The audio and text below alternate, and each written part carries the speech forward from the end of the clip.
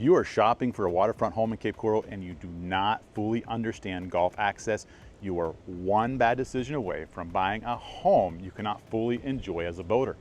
I have seen it happen. A buyer falls in love with a beautiful house on a canal, makes an offer, closes, moves in, and then discovers their boat cannot clear the bridges between their dock and open water. That is not a story I made up. That happens to uninformed buyers every single year in this market.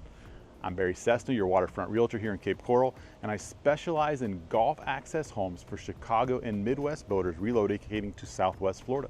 Now, if you have any questions about buying, selling, retiring, relocating to Cape Coral, there's a link in the description to book a strategy call.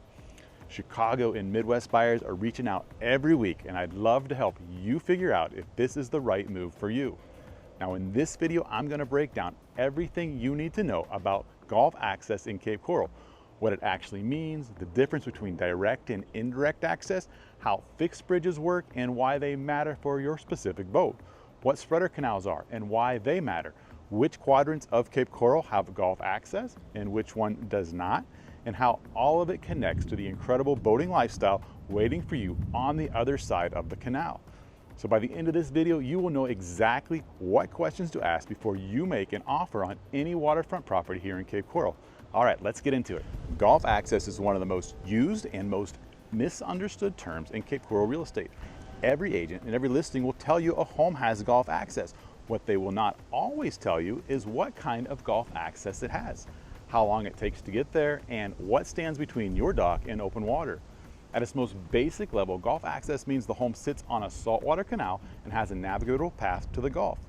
That path could be 15 minutes of open wide canals with no obstacles, or it could be 45 minutes of narrower canals and fixed bridges. Both are technically Gulf access, but they are not the same boating experience, and they are not the same investment. This is the single most important thing to understand when you are buying a waterfront home in Cape Coral. Gulf access is not a yes or no question, it's a conversation. And it is a conversation I have with every Chicago and Midwest buyer I work with before we ever start looking at properties. Cape Coral is divided into 4 quadrants: northwest, southwest, southeast, and northeast. This matters more than most buyers realize when they first start searching for waterfront homes in Cape Coral. The northwest, southwest, and southeast quadrants all have saltwater canals with navigable routes to open water. Now, the northwest quadrant connects primarily through Matlacha Pass. The southwest and southeast quadrants connect south and east through the Caloosahatchee River, which flows out through San Carlos Bay and into the Gulf.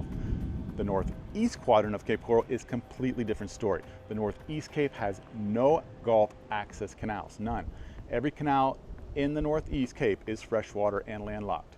Now, if you are a boater relocating to Cape Coral from Chicago or anywhere in the Midwest, and you are looking at waterfront homes in the Northeast Cape, you need to know that before you go any further. It does not matter how beautiful the house is or how good the price looks.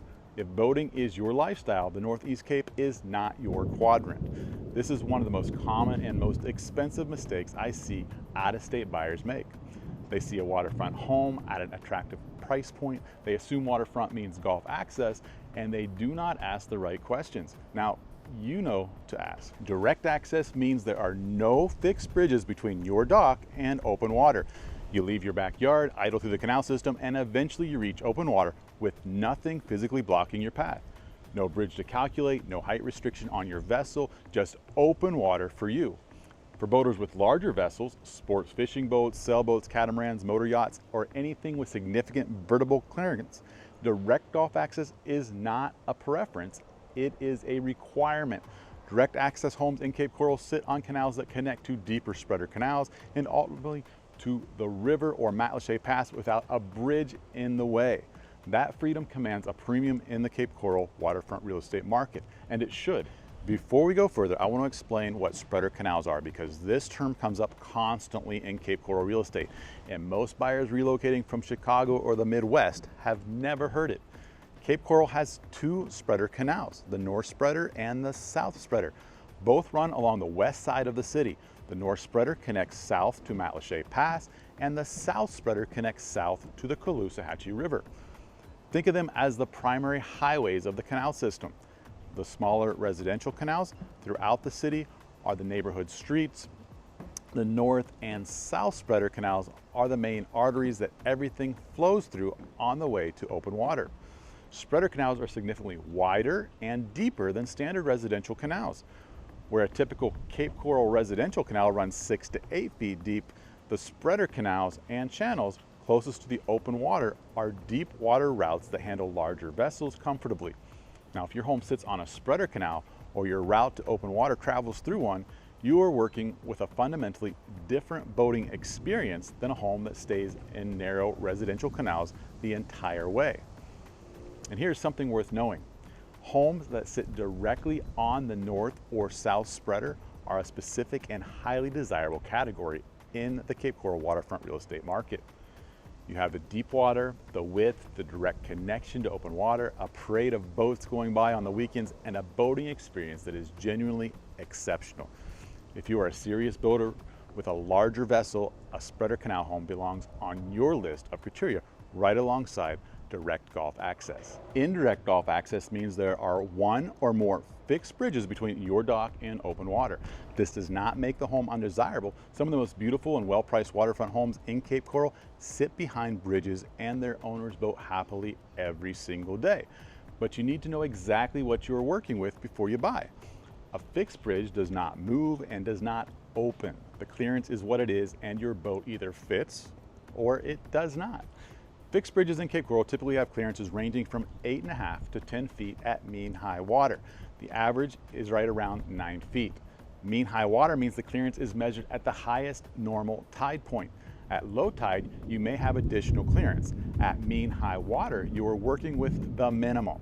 Here is the most important thing I want Chicago and Midwest boaters to understand about indirect access. 8 to 10 feet of bridge clearance does not mean you are limited to a small boat. You see 28-foot center consoles, deck boats, tritoons, bow riders, and small cabin cruisers living happily behind the bridges in Cape Coral every single day. Now, what it does mean is that you need to know the exact height of your vessel from the waterline to its highest fixed point before you buy. A center console without a T-top or with a fold-down T-top can work perfectly behind a bridge. A hard fixed T-top that puts you at 10 or 11 feet will not clear a 9-foot bridge. A sport fishing boat with a tower, a sailboat, a catamaran, or a motor yacht is not going to work behind a fixed bridge. Those vessels need direct access, and that is a non-negotiable conversation to have before you fall in love with a property. If you already own a boat, the first thing I need to know when we start searching for Cape Coral waterfront homes is the height from your waterline to your highest fixed point. That single number immediately tells us which properties work for you and which ones we skip entirely. Bridge clearance gets most of the attention, but a canal depth matters too, especially for boaters with deeper draft vessels relocating to Southwest Florida from the Great Lakes. Standard residential canals in Cape Coral typically run 6 to 8 feet deep. For most recreational powerboats, that is more than adequate. As you get closer to open water into the north and south spreader canals and the primary channels leading to the river or Matlacha Pass, the water gets deeper. These are true deep water routes that handle larger vessels without issue. Where depth becomes a consideration is in some of the older or more remote residential canals that may have shallower areas, particularly at low tide. This is another question worth asking before you make an offer on any Cape Coral waterfront property. What is the depth at the dock at mean low water?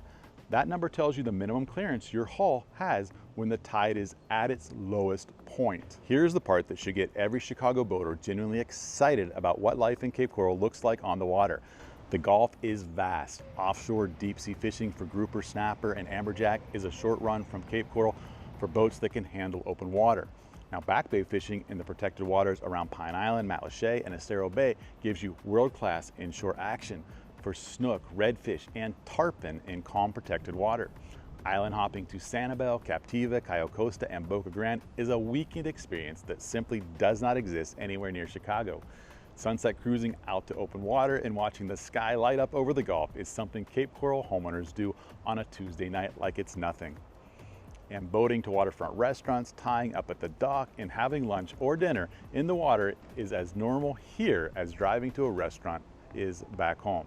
All that starts the moment you clear your canal and hit the open water, which is exactly why understanding your Gulf access before you buy is so critical.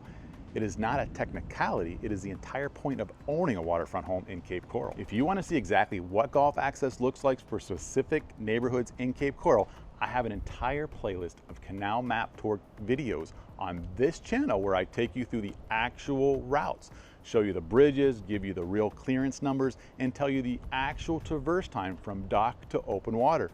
I have already covered Burnt Store Road in Northwest Cape Coral and the Pelican neighborhoods in Southwest Cape Coral, and I am adding new neighborhoods every single week. Now, if you are a Chicago or Midwest buyer looking at a specific part of Cape Coral and you want to see exactly what the boating route looks like before you ever get on a plane, go check out the map tour playlist. That link is going to be in the description. It'll show you things no listing on Zillow ever will. Before we ever write an offer on a waterfront home in Cape Coral, here are the exact questions I ask on behalf of every Chicago and Midwest buyer I work with.